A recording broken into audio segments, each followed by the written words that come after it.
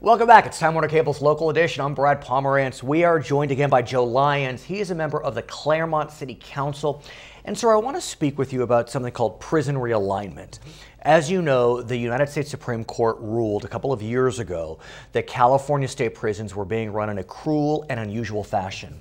And they ordered that California decrease its prison population, not through early release, but through some type of program that ultimately became realignment, whereby lower level offenders are being sent from state prison to county jails. The county jails are starting to fill up. And so how does that impact municipalities like Claremont? Well, we've seen an uptick in residential burglaries some time ago, about 2-3 months ago. That started to increase, and more recently we have seen break-ins into our commercial and sales. Now, I want to know if your sense is that as a result of realignment, because look, we're coming out of a recession, and generally speaking, when we have tough economic times, crime will tick up. We didn't see that.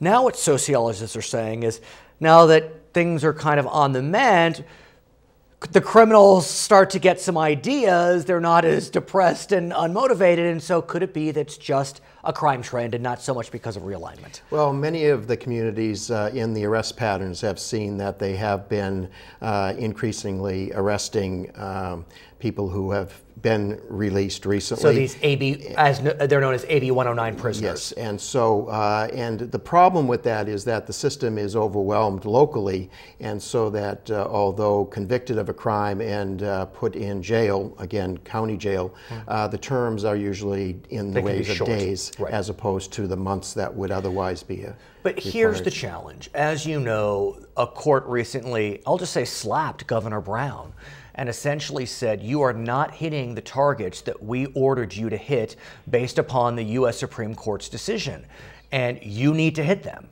And it was made doubly painful because the healthcare system in the state, state jails or prisons, it's under receivership, and it's being slapped because of overcrowding. So I feel your pain, but you know the governor's in a pickle.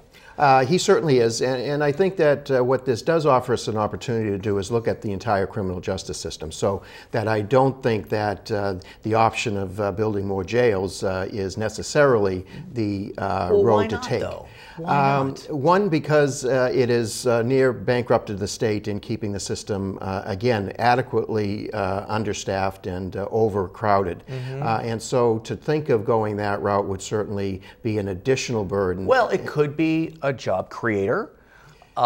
It could be that we build state prisons. It could be that we build county jails.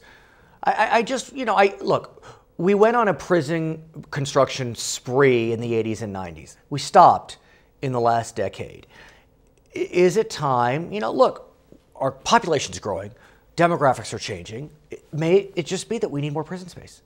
Certainly, if we don't do something to solve the underlying problems that I think have been chronically built into the system, that's one option. I would hope that we could, again, rethink the whole issue and perhaps take the burden off of incarceration and, in some cases, decriminalize certainly some of the crimes that we initiate the process of imprisonment within a large number of So where are municipalities going from here in our final moments? Municipalities are combining forces. They're collecting data. They hope to, again, present it to the state legislature and the governor to again, just simply define the problem and then move forward with a solution. His name is Joe Lyons. He's a member of the Claremont City Council. My name is Brad Pomerance. I'm glad you were with us on Time Warner Cable's Local Edition.